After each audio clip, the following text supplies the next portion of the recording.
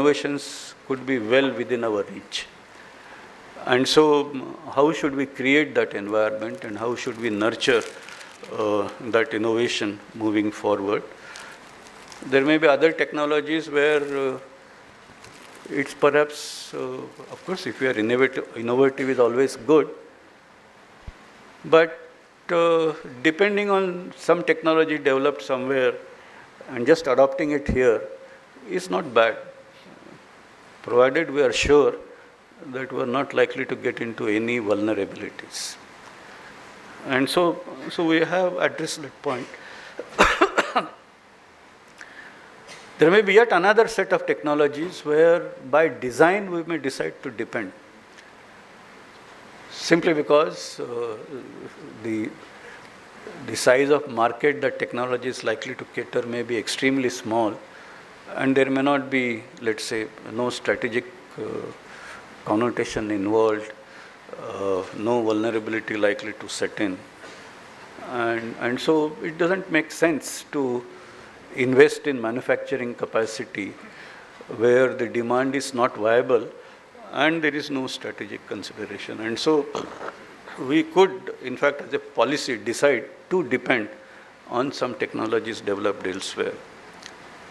And while doing all this, we need to be very clear about the constraints, because technologies are moving very fast, and quite apart from adoption of those technologies, there are actually several societal and ethical issues which are likely to arise, which in fact we are seeing them, that they have arisen.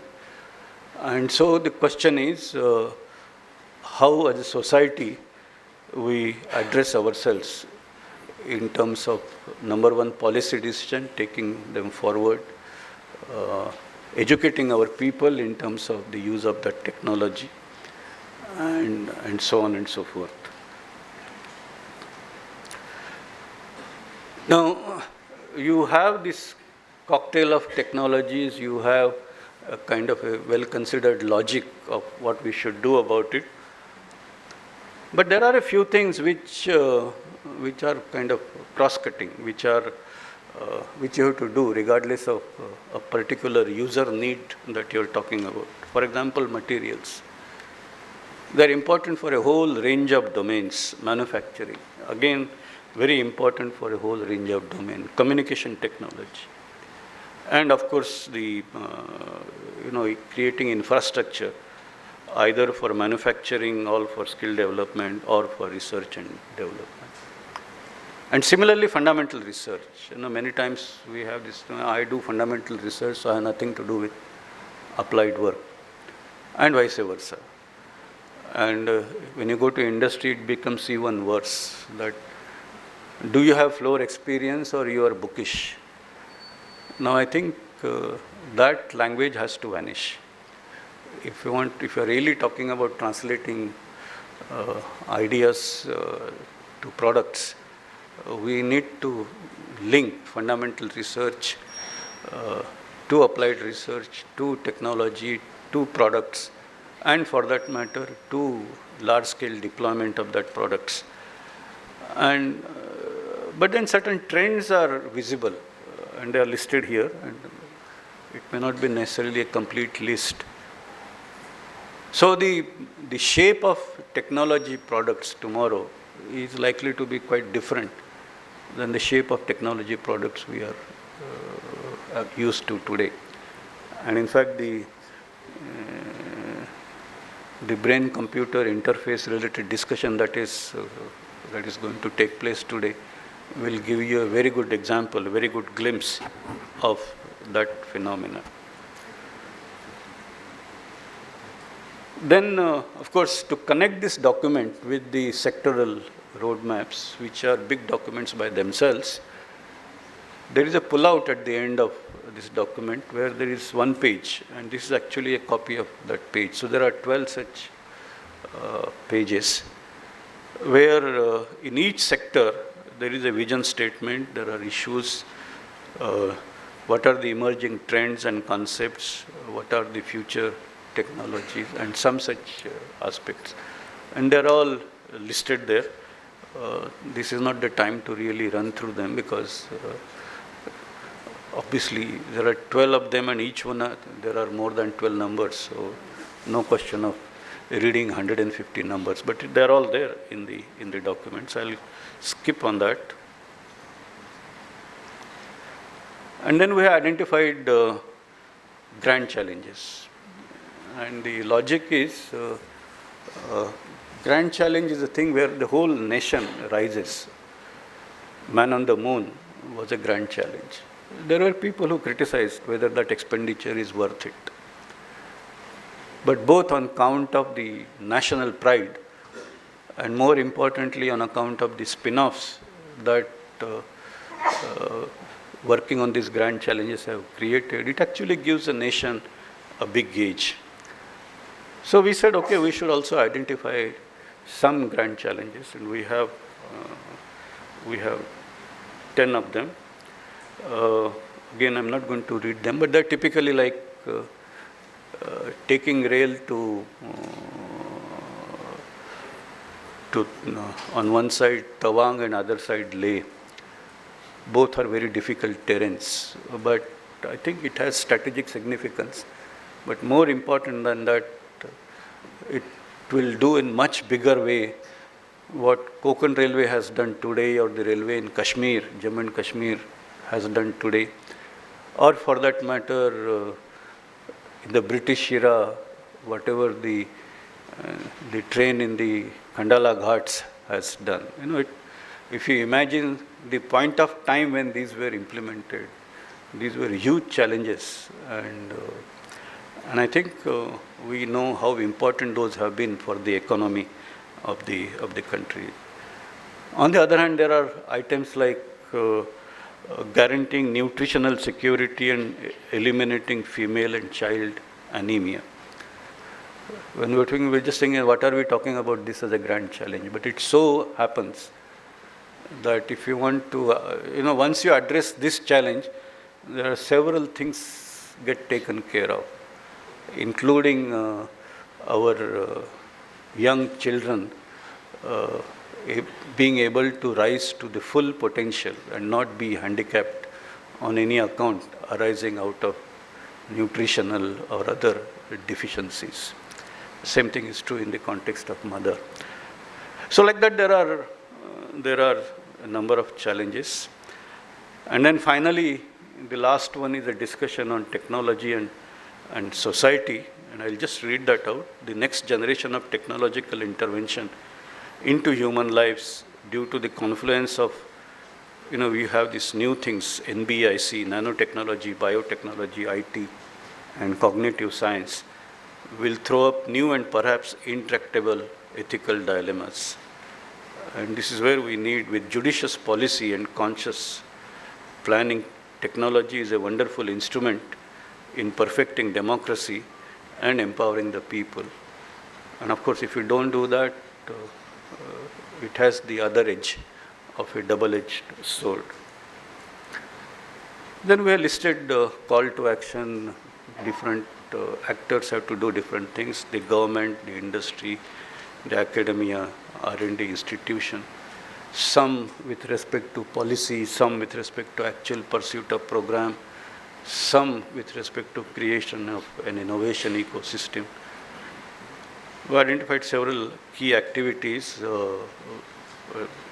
in the context of innovation: creation of knowledge, ecosystem design for innovation and development, and deployment of technology.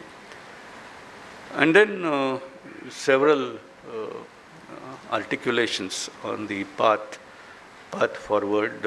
Each one of them is important, but we have given them in rather brief. We're not given long treatise on this because I think treatise does not work. If the message goes across, let people interpret it in their own way. And with that, I thank you very much.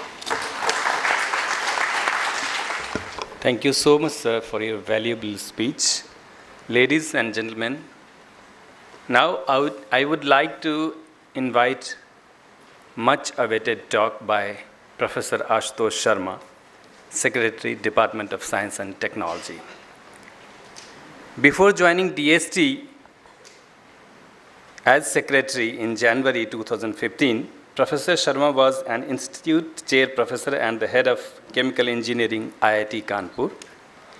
He was educated in IIT Kanpur and Pennsylvania State University while he obtained a doctorate from the State University of New York. Professor Sharma is the recipient of numerous honors and awards, including the inaugural Infosys Prize in Engineering and Computer Science, Bhatnagar Prize, and many more. His other interests are in ancient history and philosophy, including Upanishadic thoughts, poetry, and art. Ladies and gentlemen, please put your hands together for Professor Sharma. Thank you, indeed. Dr. Kakodkar, Chairman, TIFAC, Dr. Prabhat, ED, TIFAC, Prabhat Ranjan, Registrar, TIFAC, distinguished panelists who are going to speak and brainstorm today, and also distinguished audience, friends. I am very delighted to see 28th Foundation Day of TIFAC because it clearly proves that the people who set up TIFAC had foresight. And this is the great mission of TIFAC. It's very unique for the country. It's a very unique institution. Okay, we don't really have too many that are in the business of technology prediction. Now we know that technology prediction, to kind of repeat a cliche, is very hard. Prediction is very hard, especially if it's about the future. And so we know that we're in the tough business, and they are doing a great job of this tough business, as you see in many, many fantastic reports that they have put together. Now, of course, Dr. Ranjan, he told us about all the stuff that TIFAC has done since its inception. And Dr. Kakodkar talked about the structures and mechanisms and vision going all the way to 2035. So you can imagine I don't have very much else to add now, and so I would be rather quick. And I was thinking about, what I should talk about, right? So maybe some thoughts about the process of foresight itself. Now, see, foresight is not only about the future. It's also about the past. It's greatly about learning from the past. People who do not know their past will not make their future. That for sure. We repeat the same mistakes and so on. So future, the past is a very integrated part of future. So foresight must take that into account. We must have good historians of technology and see what are the different paths that different societies have traveled in order to arrive at technology readiness, and what does it mean for the future. Also, technology forecast cannot be done in isolation between different sectors, and it can go horribly wrong. So the forecast, the foresight, is not about age, it's not about wisdom, it's not about just knowing, having sector knowledge or domain knowledge. It's much more than all of that put together. To give you two quick examples, we know all about this great company Kodak, right? It was the master of all photography. So when I was a kid growing up, that's what, you took photos and you associated the name Kodak with it. Over the decades, in the 80s until 80s, it even pioneered the digital photography. It had all the patents, it had the greatest portfolio of patents in digital photography. But somehow along the way, its leadership opined that digital photography is not the future. He said, who is going to, people need to look at the printed photos. If we don't have that, then there is no business in it. Take another example of IBM. They said there is no business in personal computing, personal computers, PC. They said they were the inventors of PC. They had all the patents and everything. And they said there's no future in it, right? And these were the people who have been in the sectors for all their life. They were the top leadership of these companies, right? So where did we go wrong in this? Well, we did not correlate the sectors. That's what I think. Because, you see, a personal computer has no meaning unless you got gadgets and software to go with it. You know, personally, people would like to do something with their personal computers, right? And those platforms like digital photography were not available. Digital photography, on the other hand, needs the platform of personal computing. So if you are thinking in isolation, right, we would never actually be able to predict what is going to click, right? And so this is very, very important aspect of foresight. And also, technology foresight is not divorced from foresight about socio-economic political systems, right? And there are many, many examples of what technology is going to click. Greatly depends, of course, it depends on what society we are looking at. We have to look at its, you know, the holistic system as a whole to see what technology is appropriate, what is going to survive, and what is going to die, right? So the role of about the foresight, especially about TIFAC, technology foresight, I just have quick 4 key words. So it must be dynamic. You see that, that hugely successful Vision 2020 was actually thought of in around 95, 96, last century, last millennium, right? And then now after that, this is the second exercise going all the way to 2035. However, the future is not going to be what we think it is. It changes every year, really. And many aspects of that future are shaped as we talked. So therefore, it has to be a dynamic future. And then, of course, TIFAC is right on top of that. So they say, well, that, of course, they are going to put up Vision 2035, but they're also going to update it year by year. And so that's a very, very welcome way of doing foresight, being in foresight business. Collaboration is very important. We cannot do it in isolation. There are many think tanks, there are many foresight institutes all around the globe. You know, so one small or medium-sized foresight organization should not really own up everything, right? We really have to link up with other people, learn from their wisdom, and see how we can actually leverage it. And TIFAC is already doing that, a great job of that. For example, linking up with ISA and many other organizations, and there's certainly more need to do that. A foresight institute like TIFAC must be defining. Okay, we cannot do everything. There are infinite number of things out there, right? It must define what is important for our society, for our nation, in terms of even priorities and so on, and let us focus our energies on what we think is important now instead of doing everything under the sun, right? So this is defining, you know, who we are. And then linking. Now the linking has to do with the fact that with all the wisdom that we have and all the foresight and the prediction about technology and its future, we must get that foresight to people who can use it, right? This is actually extremely important, but often overlooked in the Indian context, especially, right? So we have a whole lot of information and many wise people and many wise reports. They must get to where they would be utilized. And so special efforts have to be made to link up with different socio-economic ministries, infrastructure ministries, what have you, right? Different think tanks, and say, look, let us work together and see that this thing actually comes through. Of course, one has to have a special eye for disruptive inventions, technologies, innovations. And again, I'm very happy that TIFAC pays special attention to those needs. You know, 3D printing was being talked about, and I know that while the 3D printing can make inexpensive houses very quickly and so on. And so these kind of inventions, what PC did for personal computing, maybe 3D printing will do for personal manufacturing, right? And so on. And so those kind of disruptive technologies have to be really be watched very closely. And TIFAC is doing that, which is really great. We know that most of the jobs are created in a small and medium sector. So therefore, you know, looking out to the development of that sector in India is really vital for Make in India objectives. And again, TIFAC is paying special attention to that.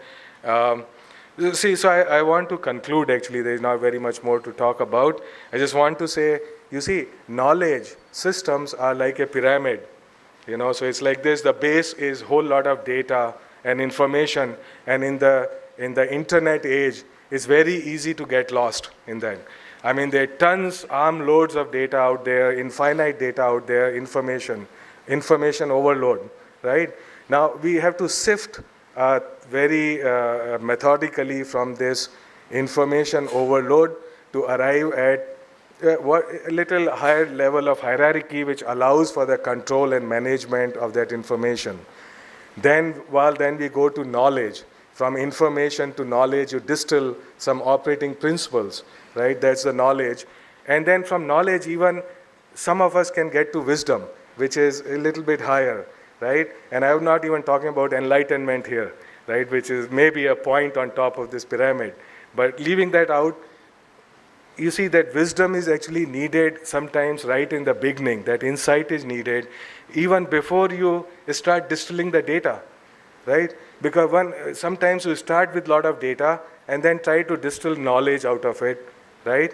But even what data we are going to look at, how we are going to distill this information, that requires wisdom to begin with, right? So it's not really a pyramid, sometimes an inverted pyramid.